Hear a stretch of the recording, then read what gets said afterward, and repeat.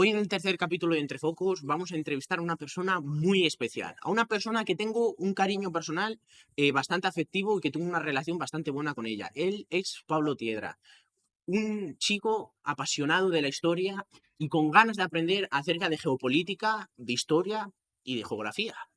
Hoy en Entre Focos, Pablo Tiedra. Te quería comenzar preguntando una cosa, Pablo, y es ¿qué te llevó a, a empezar a curiosear y a conocer cosas de historia? Quiero descubrir ese Pablo que tenía 6 5 7 años y se empezó a curiosear por temas de la historia. Vamos a ir pasando por distintas etapas, desde que empieza la historia hasta nuestros días. Y bueno, mi primera pregunta es un poco sobre tu infancia, no sobre tu infancia, pero sobre todo sobre lo que te llevó a querer conocer sobre el mundo de la historia y la Sí. geografía. Pues yo lo remontaría mucho a cuando era pequeño. Yo cuando era muy pequeño, antes de incluso entrar a infantil, pues pasaba mucho tiempo con mi abuelo, que por suerte hoy en día puedo seguir teniendo ahí. Y pues cuando salíamos a dar un paseo y volvíamos a casa, pues ponía películas de desembarco de Normandía o del oeste. Y me empezó a interesar mucho más, pues las primeras en este caso. Y yo diría que ahí fue cuando me empezó a despertar. Siempre tenía así un poquito de gusto por la historia y yo creo que eso fue lo que empezó. Luego, según fui avanzando, pues me parecía muy interesante. Me regalaban algún que otro libro relacionado con el tema. Investigaba yo por mi propia cuenta en internet. Luego, hablando ya muy posterior, te diría que a partir de lo que fue segundo de la ESO, que fue hace poquito, la verdad, fue hace 5 o 6 años, que tampoco es que sea mucho tiempo, pero bueno, ahí están. Me empecé a interesar mucho por los videojuegos de estrategia, con cierto rigor histórico, y pues ahí ya me acabo de despertar el gusanillo. Yo creo que ahí fue pues, cuando empezó, y lo que hoy en día pues me motiva a querer estudiar historia y bueno, a otras ambiciones que ya conocerás tú, pero bueno, yo diría que eso fue lo básico. Yo quería empezar un poco, sobre todo, lo que sigue teniendo, te quería preguntar una cosa sobre lo que sigue teniendo impacto en la sociedad hoy en día de acontecimientos de la historia, de religión. Bueno, quiero hablar sobre unos cuantos temas. Yo quería empezar un poco por el cristianismo, luego ya te quería preguntar una cosa sobre el Islam y estas cosas, pero ¿qué opinión te merece el cristianismo? Pues sinceramente voy a intentar ser objetivo, que sí, que es malo que se dice objetivo. Bien, hablando en Europa, principalmente, porque es donde tiene más fuerza, incluso también en América. Yo diría que al menos mirando desde la historia y mirando la influencia cultural que tiene en día, es una religión que ha aportado mucho. No se puede negar, por supuesto, que el cristianismo ha aportado mucho, tiene mucha importancia y pues obviamente eso se ve hoy en día. En el último siglo y principalmente cuando empezaron a aparecer nuevas ideologías, la ilustración y hasta hoy en día, pues sí es verdad que la religión ya no es lo que era tan importante, en algunos casos para mejor, otros para peor, pero por supuesto no se puede negar la importancia que ha tenido el cristianismo. Los valores, al menos en Europa, a nivel moral que tenemos hoy en día, vienen del cristianismo. Eso es innegable, por supuesto. Ya de ahí que una persona considere que es más afina a la religión o no, pues eso ya depende de cada uno y por supuesto es una opinión completamente respetable. Pues tú puedes tener una creencia, puedes tener otra, pero como ya he dicho anteriormente, es innegable decir que ha tenido mucha influencia y que hoy en día tiene mucha influencia. Aquí mismo en España tienes el ejemplo de la Semana Santa o expresiones de cuando estornudas a alguien Jesús o a Dios, de ese tipo de cosas. Avanzando un poco más en el tiempo, eh, quería remontarme un poco a lo que es el Imperio Romano Ujú. y te quería preguntar cuál es tu emperador favorito. Uf, es una difícil pregunta, la verdad. Tengo varios. Sinceramente, te voy a decir los posibles y luego te salgo una conclusión, ¿vale? Obviamente, el primero yo creo que sería Trajano Augusto, que fueron el primero que fue el que llevó al Imperio Romano a su máxima expansión, uno de los 5 grandes emperadores. y sin duda fue alguien que logró levantar el Imperio Romano y lograr demostrar todo el potencial que tenía en su momento. Augusto pues fue el constructor del Imperio Romano, fue una persona que tenía mucha carisma, que logró construir un modelo de política que incluso sorprendía para el momento, incluso llegar que las propias estructuras de la República se modelasen para que el propio Augusto se mantuviese en el poder, porque intentó dejarle el consulado varias veces, estaba cansado, y el Senado no quería, de hecho lo extendían. También dentro de todo este puesto pues, podría incluir también a Adriano, perdón, español, igual que Trajano, por cierto. Y también que me gustaría poder incluir a Aureliano. Es verdad, porque Aureliano fue prácticamente el que acabó con la crisis del tercer siglo. Fue el señor que desde las cenizas consiguió recuperar el imperio. Es verdad que luego posteriormente serían otros los que le darían fin, pero también Constantino, por ejemplo, es muy importante, en la religión cristiana, y esa unificación, ese último momento de gloria que vio el Imperio Romano unido, pero sin duda yo creo que me quedaría con Trajano. Yo te quiero preguntar una cosa más acerca de esto, pero bueno, esto se remonta un poco más a la antigua Grecia y todo este tema, pero claro, ya veíamos en el Imperio griego y en todos estos temas cómo empezaba a cambiar la mentalidad de la gente, la mentalidad y cómo se empezaban a mover sobre todo los movimientos sociales, la población, y empiezan a nacer, sobre todo, vamos, esto es de los griegos, pero nacen palabras nuevas y nacen términos como democracia, como pluralismo, voto, votación, incluso palabra política, el propio Aristóteles la usaba, decía que el ser humano era un hombre político. Un ser social. Exactamente. ¿Crees que, pues claro, viéndolo un poco desde atrás en el tiempo, parecería que el método, todo esto es muy perfeccionable y hay mucho que argumentar en esto, pero parecería que la única vía que hemos encontrado para resolver nuestros problemas o la política es la democracia? ¿Tú crees que debe seguir manteniéndose así en el tiempo o deben desarrollarse un nuevo sistema, una nueva era y un nuevo pensamiento crítico que no termine con la democracia, pero le dé un nuevo espectro y unos nuevos aires? Sí. Pues poniendo el contexto político, ya que lo dices, el propio término de democracia ha ido evolucionando con el tiempo. Tú has comentado los griegos. En la época de los griegos, el concepto de democracia votaban los ciudadanos, pero te puedo poner el mismo ejemplo de Atenas. En Atenas votaban los hombres solo, que es un ejemplo, y la gente que pudiese trabajar y que aportase en algo, porque consideraban que la gente que no aportaba y que no daba algo no tenían por qué tener derecho a votar. Esto, por desgracia, también incluía a las mujeres, que bueno, como sabemos, era una época donde había otra mentalidad y posteriormente, pues según se fue desarrollando esta mentalidad, se fue incluyendo más gente que tenía derecho completamente entendible a poder votar. Pero, sinceramente, esto que dices de la democracia, yo creo que está muy condicionado precisamente por los griegos. Me explico, ¿vale? Grecia, la zona geográfica de Grecia es una zona muy complicada. Como más o menos sabrás, al menos de una vista de oído, es una zona muy montañosa. Hay mucha montaña. Mucho relieve, pero aparte de eso hay mucha activación de las placas tectónicas. Exactamente. Y no se puede desarrollar una sociedad donde tuvieses lo normal, agricultura muy sedentaria y aislacionista, quitando algún ejemplo como Esparta, pero tampoco era en todo.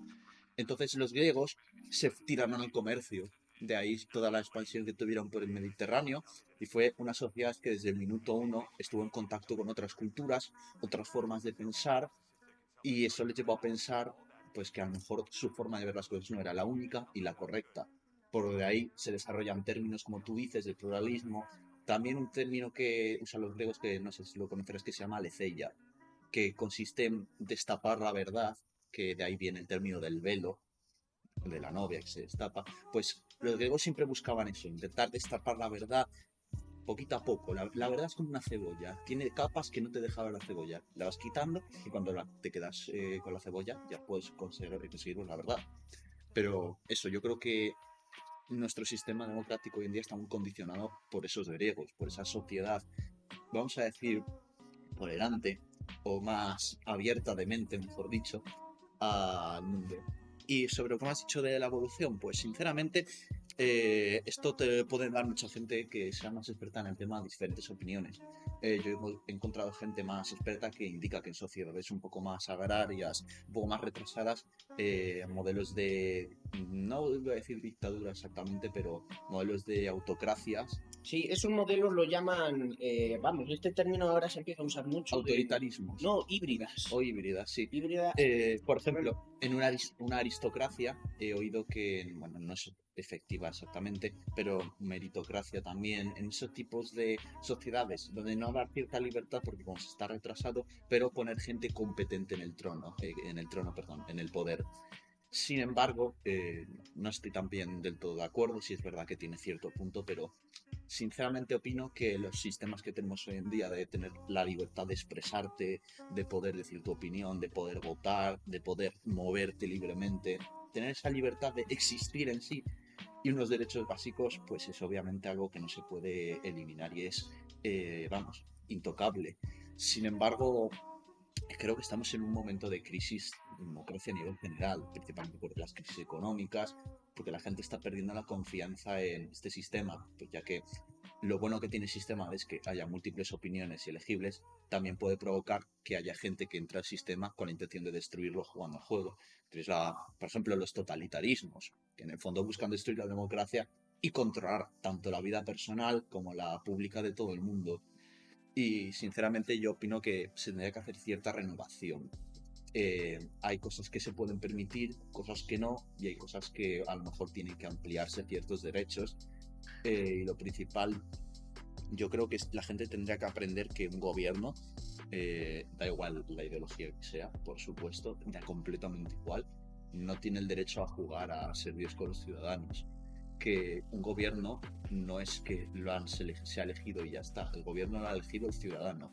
Y en el momento en el que un gobierno deja de ver por el ciudadano, hay que cambiar.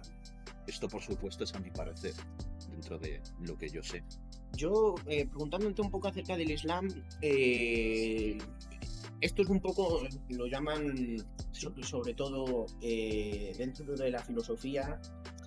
Hay un término que no sé cuál es, pero bueno, que es se refiere a las culturas que de alguna manera evitan calificar otras religiones, otras culturas, otras maneras de pensar y su objetivo es que toda cultura debe de ir evolucionando y mejorando, pero sin la crítica externa y sin decir el cristianismo es mejor que otra cosa. Pero preguntándote un poco sobre el Islam, te quería preguntar una cosa.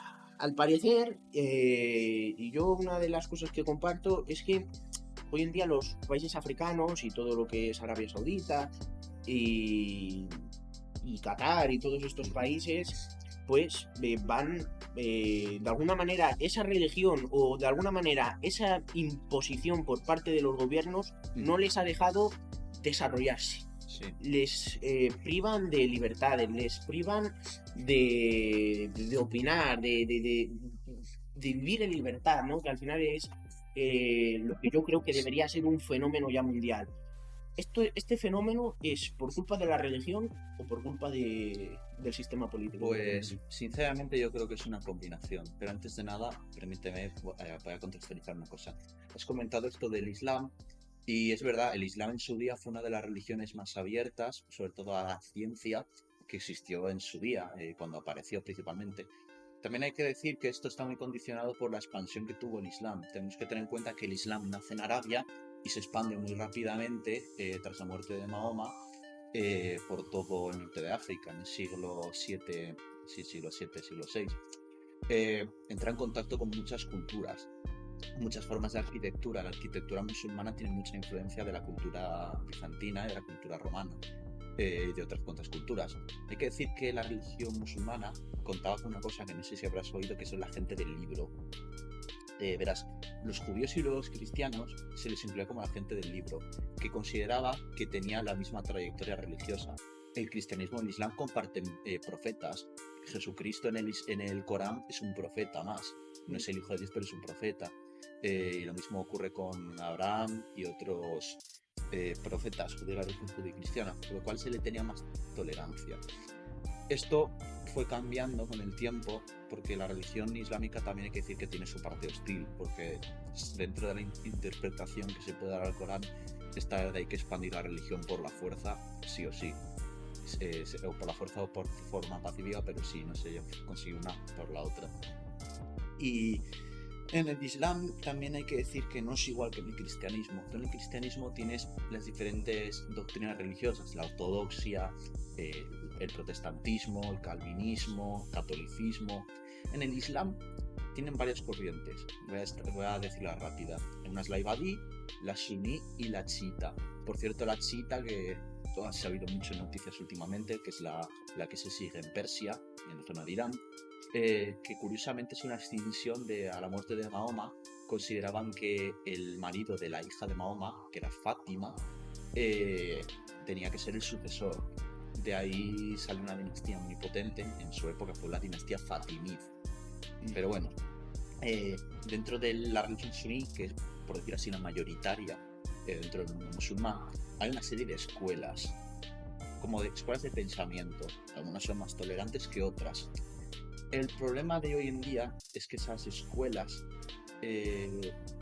las que mandan, por decir así, las que son más seguidas son las que son más radicales, las que son más cerradas y no permiten, como tú has dicho, estos derechos o libertades.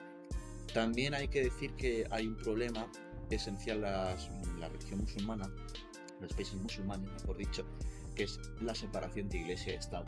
En Europa ocurrió esta separación de Iglesia y Estado y la gente empezó a ver la religión como algo que no era tan importante, y la religión eventualmente se tuvo que moderar y se le dio menos importancia, y la gente pues se tiró a otros pensamientos, a intentar dar ciertas libertades sin condicionarlo por la religión.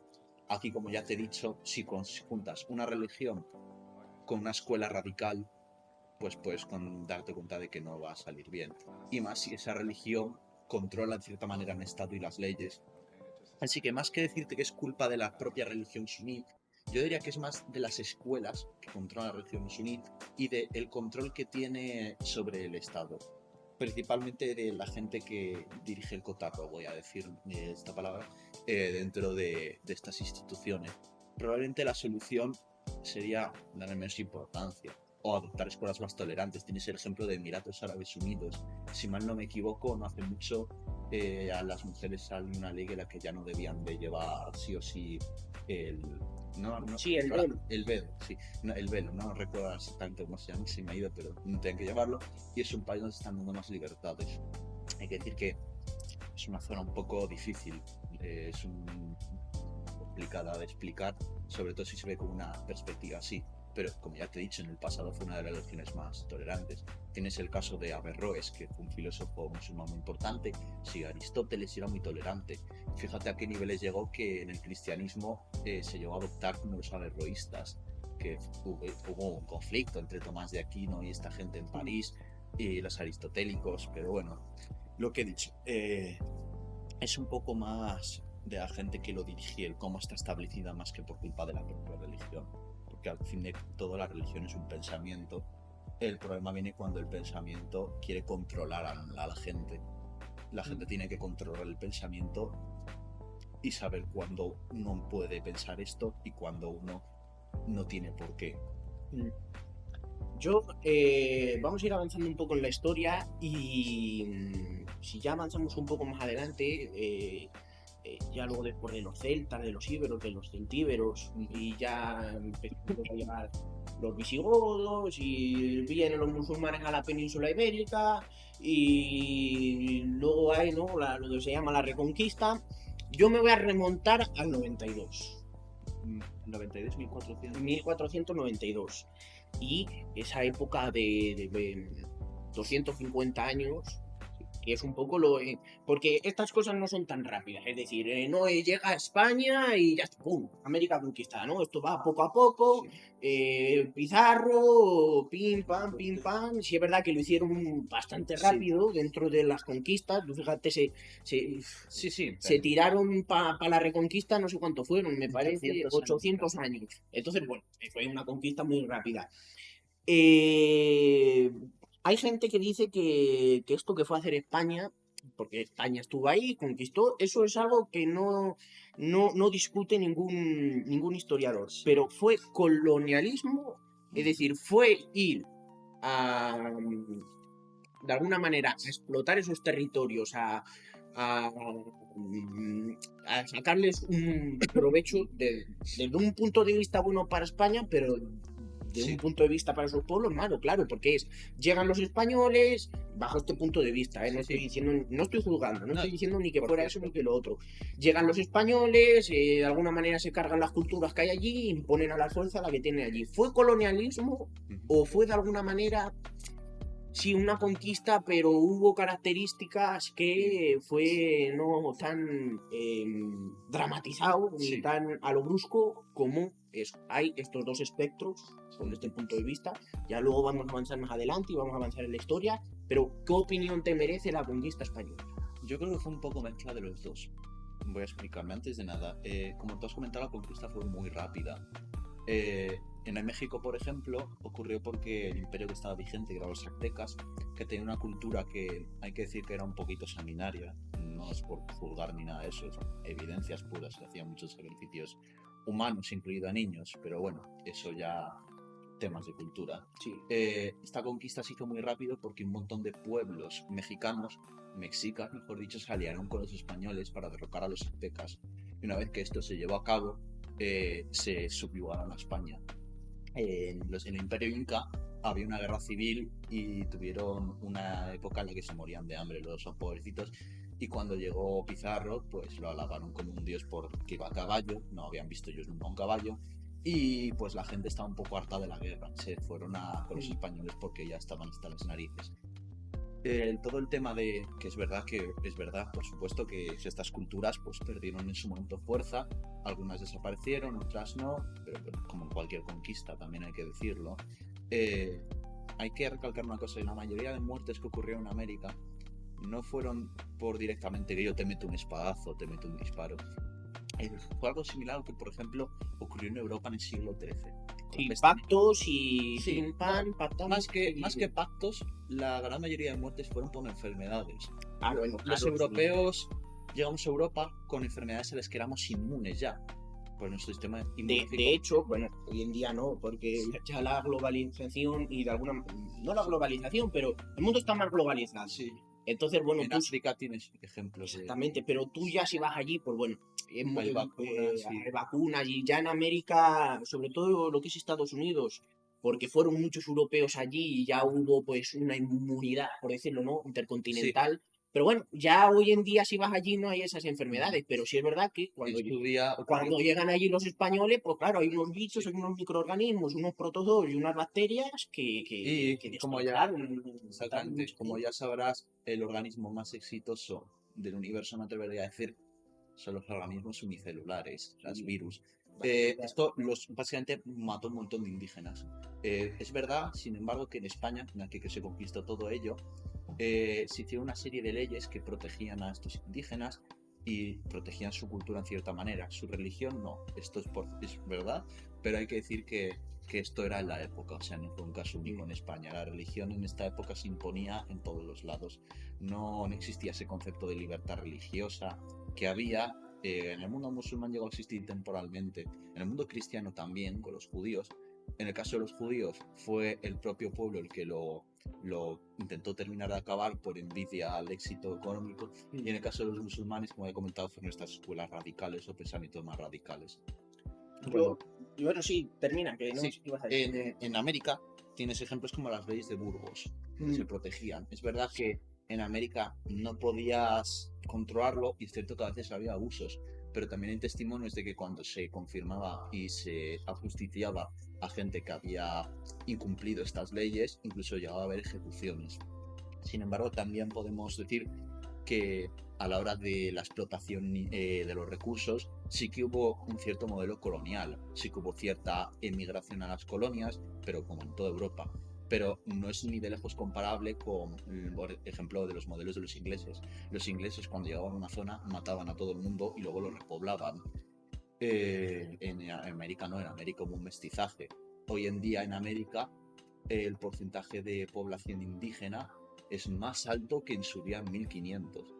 Es verdad que no representa tanto como en su día, pero esto no es debido a que sean menos, es porque en América hay mucha más población.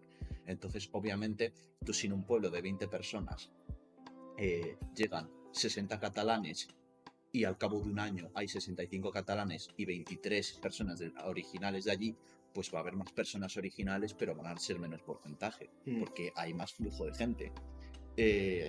Y una cosa que aprovecho. Es verdad que se dice que en España, a cuenta de España, no hubo un progreso económico, justo que has mencionado Estados Unidos, de que las colonias inglesas sí que son prósperas. Y me gustaría hacer un pequeño inciso porque el colapso de la prosperidad en América Latina no es debido a una colonización española, es debido a la instauración de dictaduras y de los militares tomando la gran mayoría de veces el poder, de golpes de Estado financiados por Estados Unidos. En su día, Bueno, México, financiados, por la CIA. bueno, sí, Pero pero sí. controlados Y también. controlados. O sea, Tienes el ejemplo de Pinochet en Chile, la Junta Militar en Argentina, toda Centroamérica, pero por ejemplo en su día en Argentina, estoy hablando de 1800, de esa parte del siglo XIX.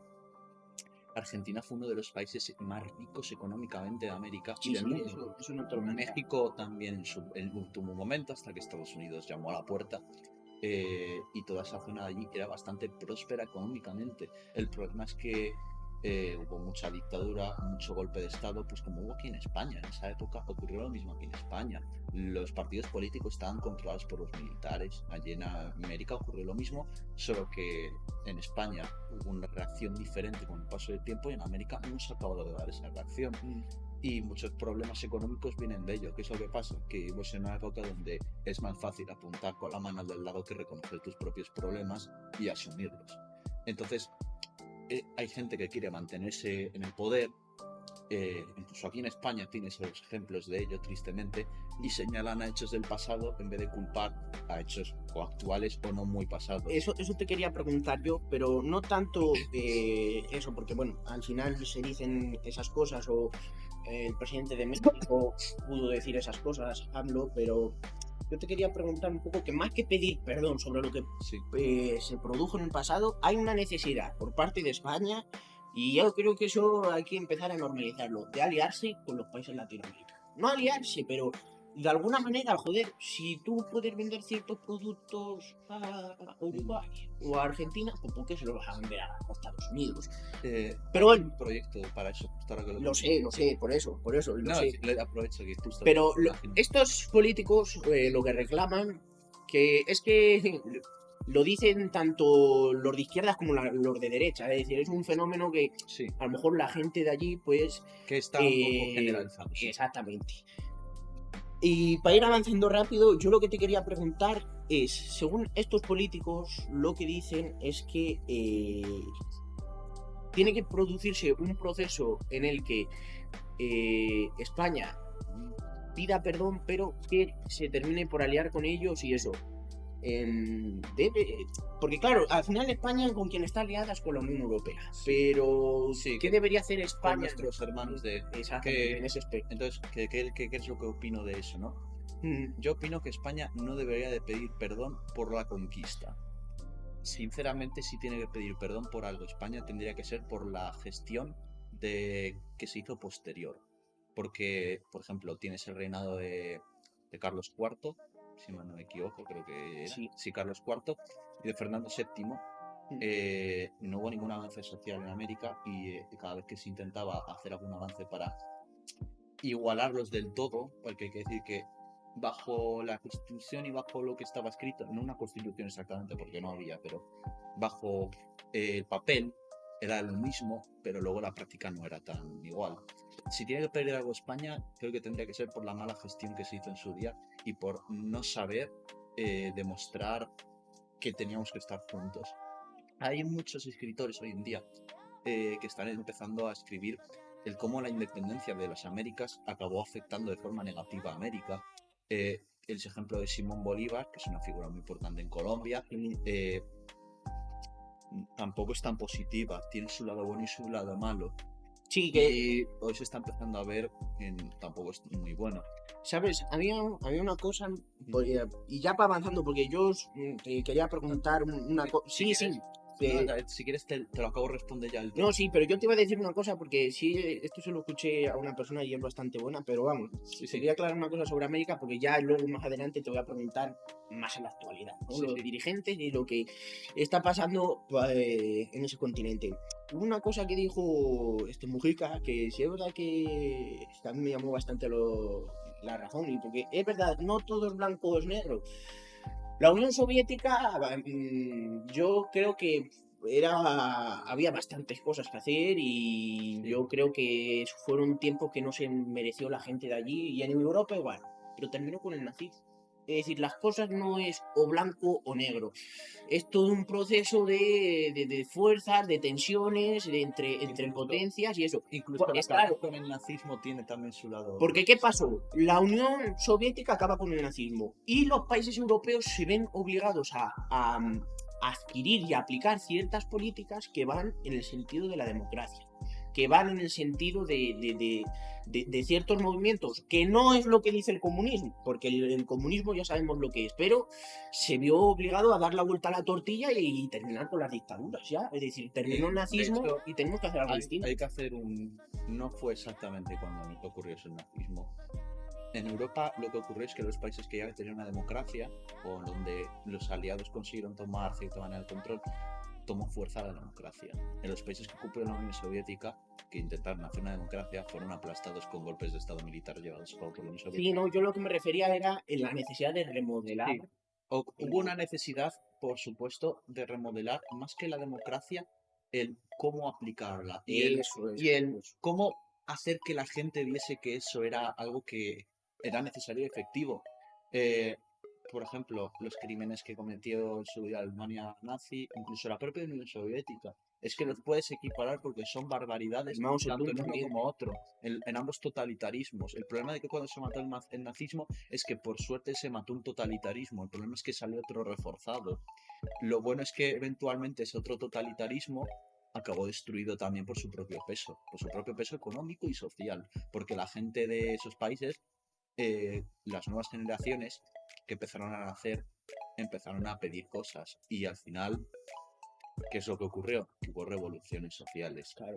Y eventualmente pues estos totalitarismos se vieron que no se podía seguir el sistema y se rompieron. Una cosa que has dicho en la Unión Soviética y de esta democracia, poniendo de América, para acabar de matizar la pregunta anterior y tal. Sí, La solución en todo caso que podría pensar cualquiera, entonces estás diciendo que de vuelta a América los matamos a todos y no. Lo que se tendría que hacer en América es que nos uniésemos todos y de verdad.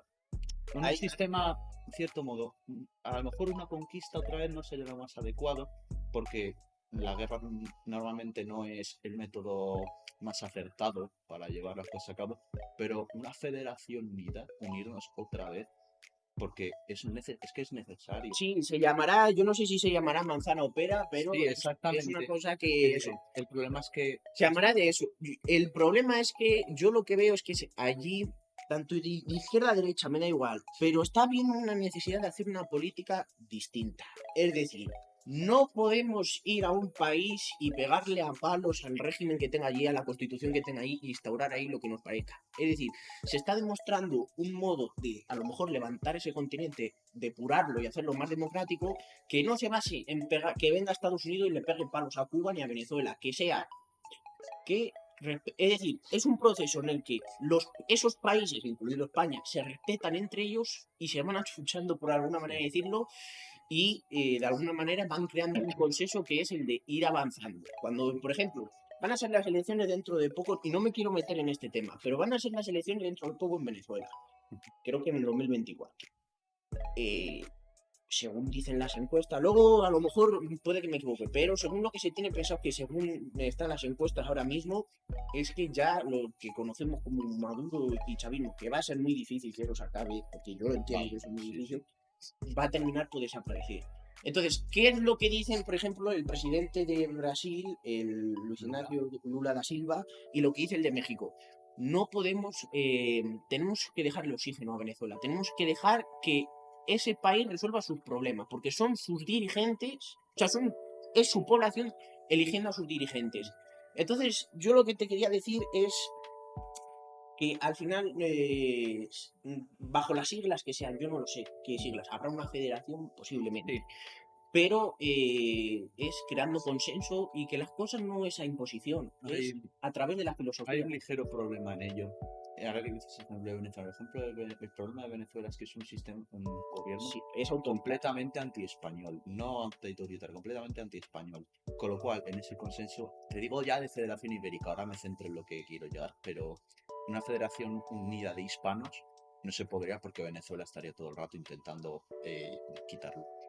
Ahora, el problema de lo que dice el señor de Brasil y México, me da igual la ideología que tengan. No, pero lo dice también el de Uruguay, por ejemplo, Por eso ahora el que está sí. el de derechas. Es decir, crear un consenso entre esos países Sí. entre esos países de que no nos podemos pegar a palos. Hay que darnos oxígeno a cada El uno y problema- que cada uno resuelva sus problemas, crear, yo qué sé, si saldrá bien ese proyecto, una moneda unitaria.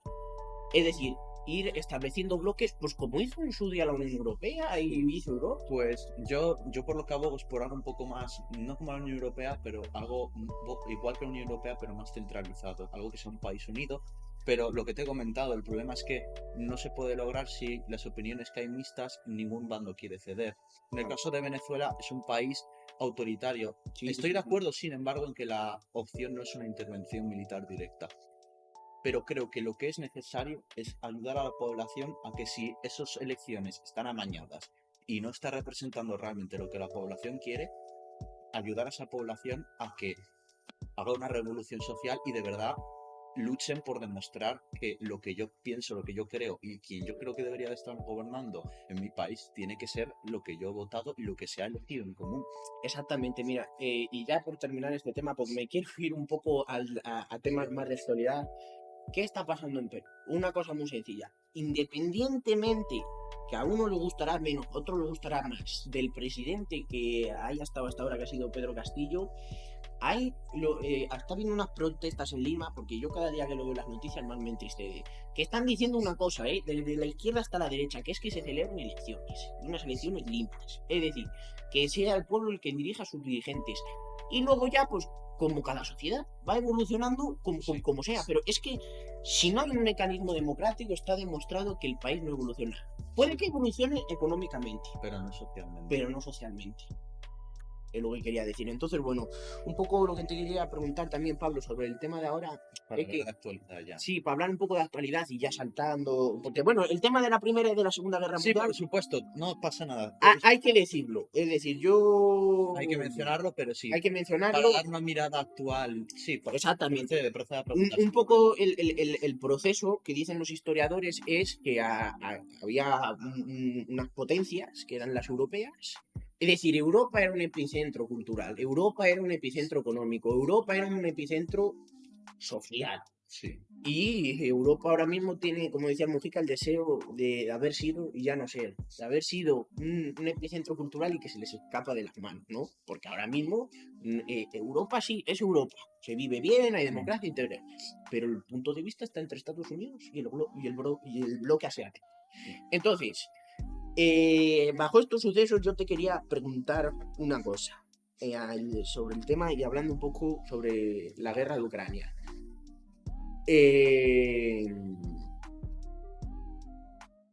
¿Qué solución tiene la guerra nuclear? es muy difícil. Es muy difícil, pero bajo tu punto de vista, Bajo mi punto de vista, ¿qué se debería hacer y qué papel puede jugar, sea positivamente o negativamente, Estados Unidos? bien, voy a decir antes, para contextualizar y decir ya. Sí, porque estoy... Europa puede que en efecto no sea lo que era antes. Sin embargo, Europa, hay que decir que es un epicentro muy importante tanto culturalmente. Sí, es uno Y Europa es la madre de toda América, al menos hablando culturalmente, socialmente, incluso me atrevo a decir económicamente, porque el éxito económico de Estados Unidos se ve muy fuertemente debido a las relaciones comerciales europeas y a, curiosamente, las dos guerras, ya que habías dicho la importancia, pues mira, sí tiene importancia, por supuesto. Yo creo que Europa tendría que adoptar un papel de comprometerse a, puede que no sea lo principal, pero tengo que apoyar a estos países, tanto en África como en América. Tendría que ser responsable de que el legado que ha dejado de unas democracias y unos sistemas de libertades, defenderlos, al menos a los países de los que digo que son madres. Claro, el problema salta cuando hay una guerra con Ucrania.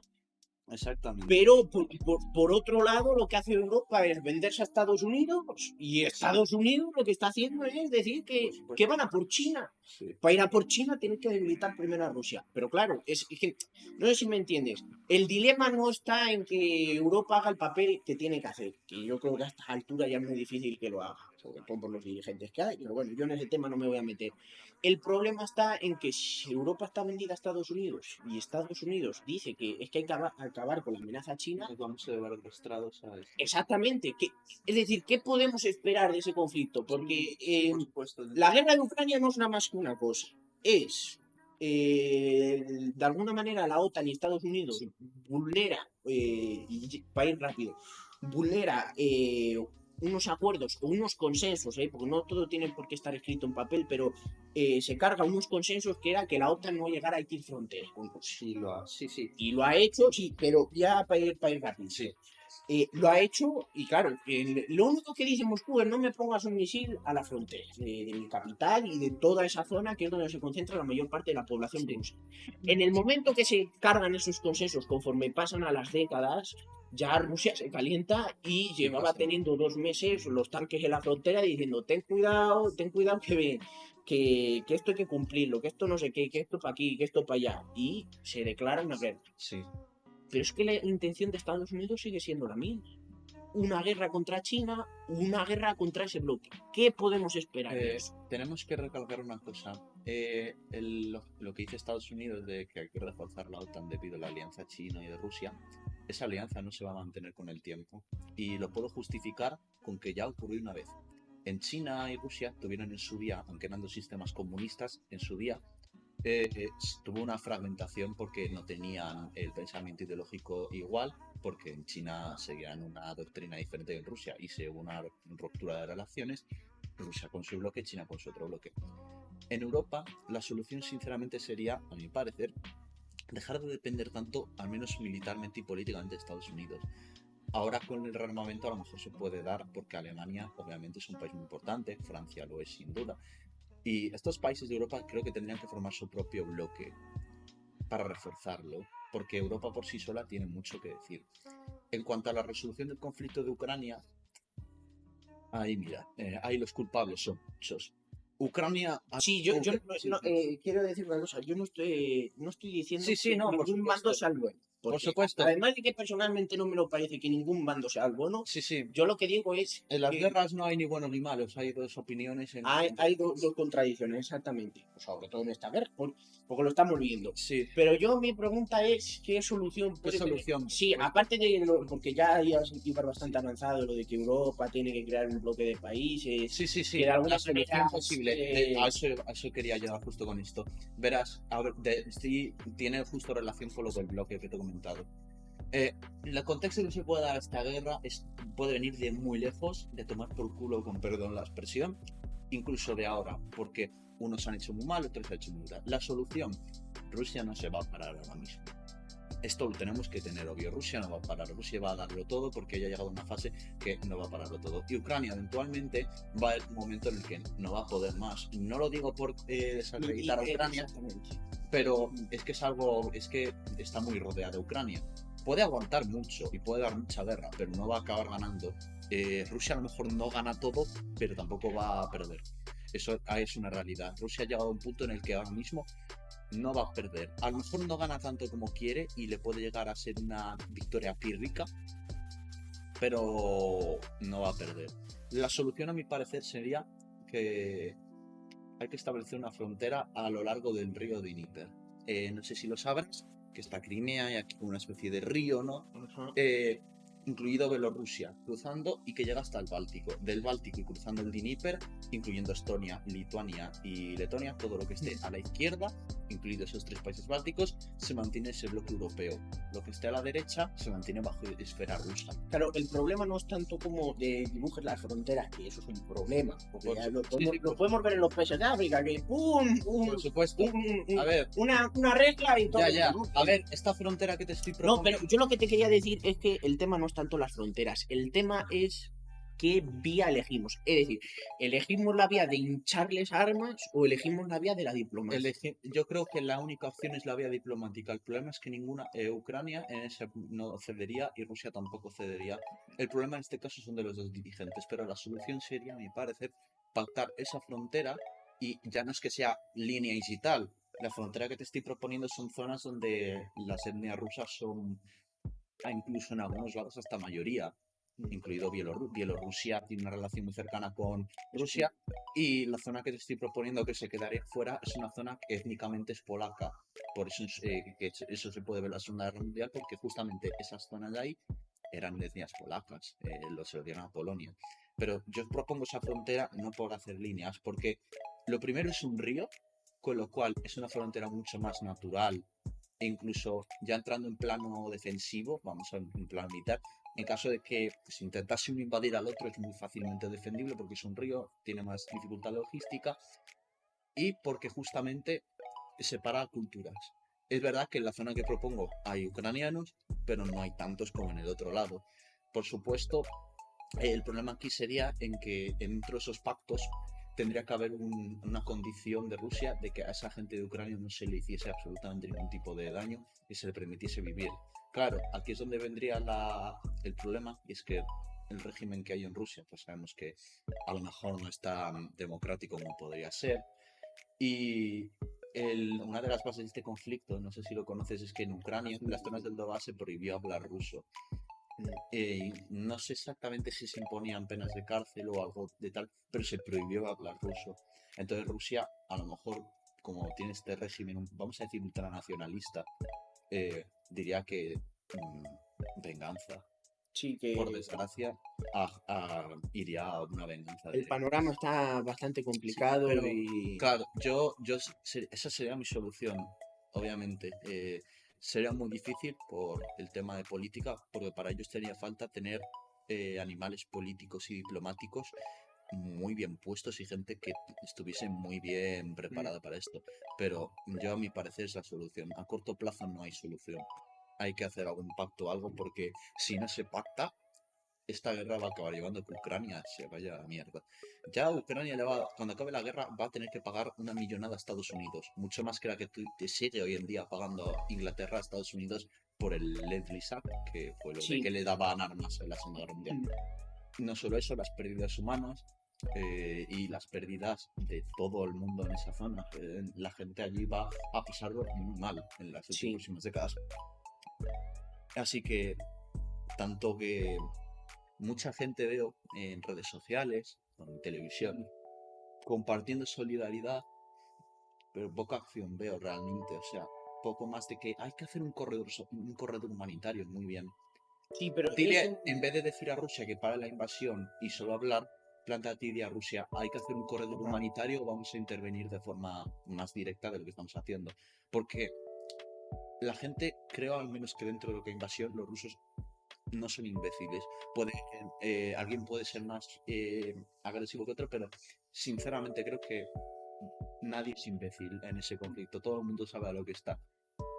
Y si se permitiese este corredor humanitario, a lo mejor la opinión internacional de Rusia incluso se suavizaría un poco y tendría esa posibilidad de que no estuviese muriendo tanta gente. El problema que tiene Rusia es que cuando dices eso, muy bien, y luego si estás bombardeando civiles, o dentro de Ucrania, si estás teniendo una policía secreta dentro de tu propio país, pues solo te lleva a reforzar más que esta guerra no es Ucrania el bueno, Rusia el malo, si todos unos cabrones, con perdón de la expresión, y estáis peleando pues para ver quién la tiene más grande. Claro, exactamente.